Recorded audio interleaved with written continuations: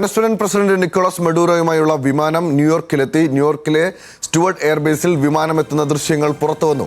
മഡൂറോയെ ബ്രൂക്ലിനിലെ തടങ്കൽ പാളയത്തിലേക്ക് മാറ്റുമെന്നാണ് report. വിവരങ്ങളുമായി international ഡെസ്കിൽ നിന്നും ആതിര സരസ്വത് ചേരുന്നുണ്ട്. ആതിര, മഡൂറോയെ എത്തിക്കുന്ന ദൃശ്യങ്ങൾ പുറത്തു വന്നിരിക്കുന്നു. എന്തൊക്കെയാണ് വിശദാംശങ്ങൾ? അമേരിക്കയുടെ അടുത്ത നീക്കം എന്താണ്?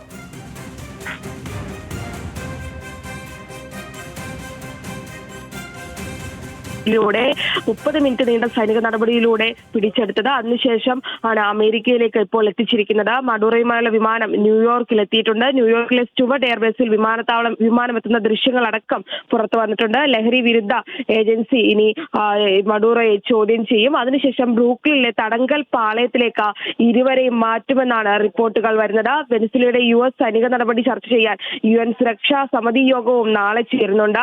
ഏതായാലും ലോകരാജ്യങ്ങളൊക്കെ തന്നെ ന്റെ ഈ നടപടിയെ അപലപിക്കുന്നുണ്ട്. എന്നാൽ ചില രാജ്യങ്ങൾ കരുതലോടെ തന്നെ പ്രതികരിക്കുന്നുണ്ട്. നിലവിൽ ബ്രസീൽ അടക്കമുള്ള രാജ്യങ്ങൾ ആശങ്കയോടെ ഈ അമേരിക്കൻ നടപടിയെ കാണുന്നതടക്കമുള്ള വാർത്തകൾ പുറത്തു വരുന്നുമുണ്ട്.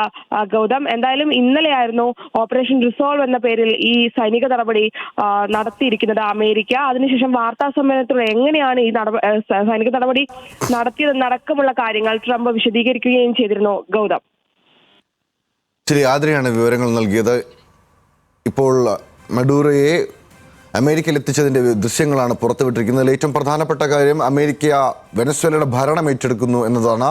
അതിലെ മറ്റൊരു കാര്യം കൂടി, അതായത് ഭരണം ഏറ്റെടുക്കുമെന്ന് പ്രഖ്യാപിക്കുമ്പോൾ അമേരിക്ക അടുത്ത നീക്കമായി വെനസ്വേലയിൽ നടത്താൻ ഉദ്ദേശിക്കുന്നത് എന്താണ്? അവരുടെ സൈനിക ട്രൂപ്പുകൾ ഇപ്പോഴും വെനസ്വേലയിൽ തുടരുന്നുണ്ടോ? എന്തൊക്കെയാണ് അതുമായി ബന്ധപ്പെട്ടുള്ള വിശദാംശം?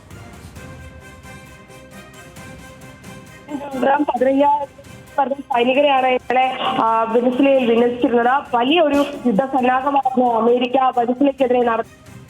യുദ്ധക്കപ്പലുകളടക്കം ഈ നടപടിയിൽ പങ്കെടുത്തു എന്നുള്ളതാണ്. എന്തായാലും ഈ സൈനിക നടപടിയെ പോലും വിശദീകരിക്കുന്ന തരത്തിൽ ട്രംപ് വാർത്താ സമ്മേളനവും വിളിച്ചു ചേർത്തിരുന്നു. വലിയ സുരക്ഷാ വാതിലുകളെ അടക്കം ഭേദിച്ചാണ് പുലർച്ചെ 2 മണിക്ക് ഇത്തരത്തിലൊരു സൈനിക നടപടി അമേരിക്ക നടത്തിയത് എന്നുള്ളതാണ്. രക്ഷപ്പെടാനുള്ള, അതായത് മഡൂറോയും ഭാര്യയും രക്ഷപ്പെടാനുള്ള ശ്രമത്തിനിടെയാണ് ഇത്തരത്തിൽ ഇരുവരെയും പിടികൂടുകയും ആദ്യം ഒരു യുദ്ധക്കപ്പലിലേക്ക്, അമേരിക്കയുടെ യുദ്ധക്കപ്പലിലേക്ക് എത്തിക്കുകയും അവിടെ നിന്നും സൈനിക വിമാനത്താവളത്തിൽ ഇപ്പോൾ ന്യൂയോർക്കിലേക്ക് എത്തിച്ചിരിക്കുന്നു. ഇനി ഈ ലഹരി ഏജൻസിയിൽ ചോദ്യം ചെയ്യും. അതിനുശേഷം ഇരുവരെയും തടങ്കലിലേക്ക് മാറ്റും. ഇത്തരം റിപ്പോർട്ടുകളാണ് ഇപ്പോൾ ലഭിക്കുന്നത്. എന്തായാലും വിമാനം എത്തുന്ന ദൃശ്യങ്ങളടക്കം ലഭിച്ചിട്ടുണ്ട്. US വെനസ്വേല പിടിച്ചെടുത്തിരിക്കുകയാണ്. വൻ സുരക്ഷയാണ് ഇപ്പോൾ വെനസ്വേലയിൽ ഇതായിരിക്കുന്നത്. ട്രംപ് ഇല്ലായിരുന്നെങ്കിൽ ഇത്തരം ഒരു നടപടി ഉണ്ടാകില്ല എന്നാണ് വെനസ്വേലക്കാരടക്കം പ്രതികരിക്കുന്നത്. വലിയ പ്രതിഷേധങ്ങൾക്കുള്ള സാധ്യതയൊക്കെ കാണുന്നുണ്ട്. ആ പശ്ചാത്തലത്തിലാണ് നാളെ UN രക്ഷാസമിതി ഈ വിഷയത്തിൽ യോഗം ചേരാനിരിക്കുന്നത്. ഗൗതം, അതിന് UN രക്ഷാസമിതി യോഗം ഒരുപക്ഷെ ഏറ്റവും നിർണായകമായ തീരുമാനത്തിലേക്ക് കടക്കേണ്ട സാഹചര്യം നിലനിൽക്കുന്നുണ്ട്.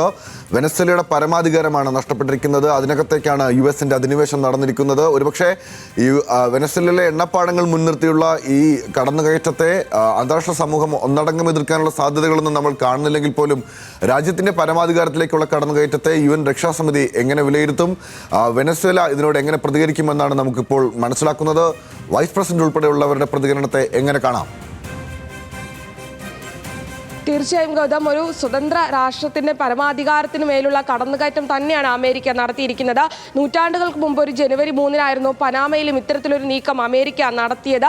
ഇപ്പുറം വീണ്ടും ഒരു ജനുവരി 3-ന് ഒരു സ്വതന്ത്ര രാഷ്ട്രത്തിന്റെ പരമാധികാരത്തിന് മേൽ ഒരു കടന്നാക്രമണം തന്നെയാണ് നടത്തിയിരിക്കുന്നത്. UN നേരത്തെ തന്നെ ഇത്തരം വിഷയങ്ങളിൽ അപലപിച്ചിട്ടുണ്ടായിരുന്നു. ഒരുപക്ഷെ നാളെ ചേരുന്ന യോഗം വളരെ നിർണായകവുമായിരിക്കും.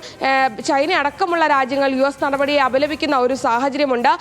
എന്തായിരിക്കും ഇനി UN ഭാഗത്തു നിന്നുള്ള മറുപടി എന്ന് നോക്കിക്കാണേണ്ടിയിരിക്കുന്നു. നേരത്തെയും ഈ അമേരിക്ക വെനസ്വേലയെ ആക്രമിക്കുമെന്ന തരത്തിലുള്ള മുൻകരുതലുകളൊക്കെ തന്നെ കൊടുത്തിരുന്നു, മുന്നറിയിപ്പുകളൊക്കെ തന്നെ കൊടുത്തിരിക്കുന്ന ഒരു സാഹചര്യവും ഉണ്ടായിരുന്നു.